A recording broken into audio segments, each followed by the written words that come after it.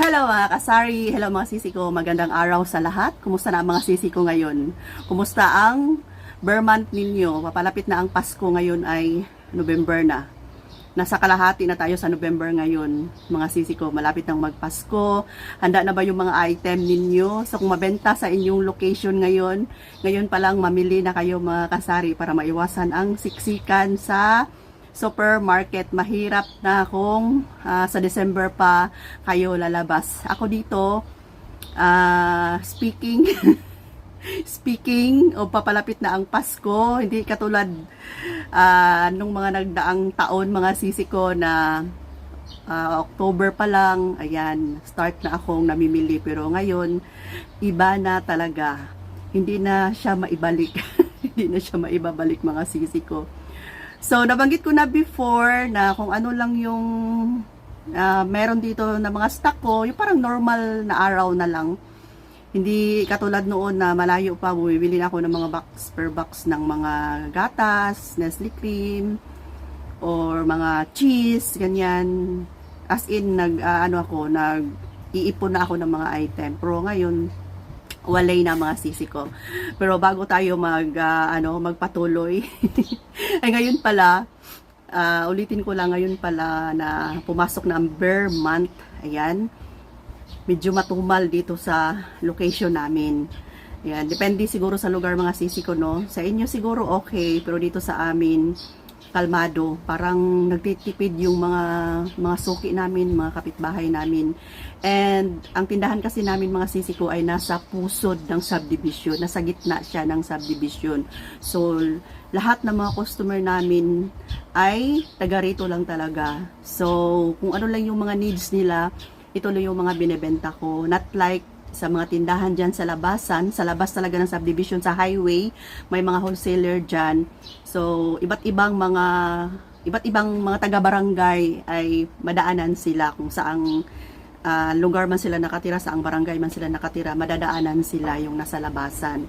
Alangan namang papasok sila dito. Before, nung wala pang mga tindahan dyan sa labas, ay pumapasok sila dito sa amin. Pero ngayon, walay na mga sisi ko. Kaya, kung sa Bisaya pa dawat-dawat na lang kung unsay na, tanggapin na lang kung ano ang meron mga sisi ko. May item pala tayo na kararating lang from Shopee na naman. Kahit na matumal, ayan, magpabudol pa rin si Ate Rose ninyo. Mga sisi ko. And may item pa lang dumating from grocery worth 7,000. Mamaya na yung mga item na yan. Kasi nagsawa na kayo sa titingin ng mga item. 7,000 worth yan. So, kung napansin niyo, halos nag-unboxing ako ng mga item. So, yung mga binibili ko, ayun lang talaga yung mga fast moving dito sa area namin. So, ayoko kasi maubusan ng stock para, syempre, may mga kompetensya tayo dito. So, para isahan na lang sila, dito na lang sila sa akin bibili, hindi na sila hahanap pa o hindi na sila lalabas pa doon sa mga wholesaler. So, first item, mga sisi ko, share ko lang to sa inyo. Kung gusto nyo, may product tayo dyan. Ano to? Parang lata. Ay, nako, kailan kaya hihinto sa pamimili sa online. Ito mga sisi ko, yun. Hindi siyang lutuan ng itlog. Na hindi na siya kailangan palagyan ng oil. 198 lang to. Kami kasi, as in, lalong-lalo na si Kuya Dave, halos araw-araw kami kumakain ng itlog. Tapos, ang pinaka-paborito ni Kuya Dave sa itlog ay yung sunny side up. Tapos, siya, yung maano sa mantika, ma-oily talaga kapag sunny side up na itlog. Kailangan mo talaga ng maraming mantika. So, ngayon, binili ko to, stainless pala siya. Binili ko to, kasi ilagay mo na lang siya sa kawali. May stand siya mga sisi sa gilid. Ilagay mo na lang siya sa kawali. Tapos, lagyan mo na lang siya ng tubig. So, ang nagpapaluto ng itlog, lagay mo dito ay yung mainit na tubig. Tapos, takpan mo na lang yung kawali. Para hindi na kami gagamit ng oil. So, nakita ko to, kaya napa-check out tayo. Yan, kung gusto nyo to, 198. Kung gusto nyo magpabudol sa akin, ayan, may item tayo dyan. Alam niyo mga sisi ko, yung mga item naman na binibili ko ay hindi naman siya matapon. Gamit na gamit. Tapos, itong isa, yan, mabigat siya. Gusto ko lang itong itry. Actually, mga sisi, hindi ko pa masabi sa inyo na ang quality nito. Ito ay pang personal use. Pa rin siya, hindi siya benta dito sa tindahan. Ang nabayaran ko pala dito mga sisi ko ay 293, parang nasa 146 ang isa. Ayan, sa mga sisi ko dyan na yung ginagamit sa washing na panlaba ay liquid ito. Yun, kita nyo na ba ito mga sisi ko? Harmony. Siguro familiar na to sa inyo, di ba? Ayan, 2 liter siya. Mabango. Grabe, 2 liter siya mga sisi ko. Ang laki, so parang 150 lang ang isa kasi 298. Kulang-kulang na lang mag 300 siya. So, round off na lang natin ng 150. Ganito na siya kalaki. So, itong dalawa na to ay nagkakahalaga ng 298. Kulang-kulang na lang siya mag 300. Tapos, may free sabon mga sisi ko. Lavender. Para saan ka to? Para saan kaya to? Ayan. Tapos, may free pa na 4 na sachet ng liquid detergent to. Ito lang yung laman. May free na 4. O, ayan, diba? Ang laki niya. Tapos, ito naman yung mga item na dumating from grocery. 2 box ng Nature Spring. Litro to mga sisi. Litro at saka 500. Tapos, ayan. Yan. Okay, mga sisi ko, dito tayo magpatuloy.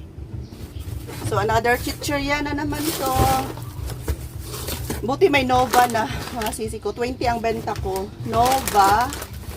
Tapos, ano to, ayan. 10 ganito. Ariel na may +1 mga sisi ko, ayan. Ariel na may +1. Meron tayo. 10 to mga sisi ko. And syempre, nag-add ako ng Bear Brand Swak. 2, 3, 4, 5 tie. And kasi mabenta ang Bear Brand dito sa amin. 5 tie. Tapos mga kape. Ayan, kape stick 3. And ngayon, ay unti-unti na ako nag-order ng mga head and cheese. Ayan, pakunti-kunti lang mga sisi ko. Hindi ko dinadamihan kasi may grocery naman. So, 5 lang muna to. 5 piraso. Tapos itong gatas na Alaska. Kumuha ako ng 3 ganito. Ayan, 6 lang muna. Kasi yung cowbell naman yung mabenta dito sa amin. So yung iba, maghahanap talaga sila ng Alaska or Liberty. Pero walang Liberty si grocery.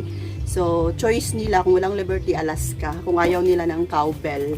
Mas mura kasi yung cowbell. And next item ay pondador. So buti na lang mga sisi ko may ganito si grocery. Mas mura ang pondador litro sa grocery compare sa supermarket kung saan ako namimili. Tapos 3 mojito.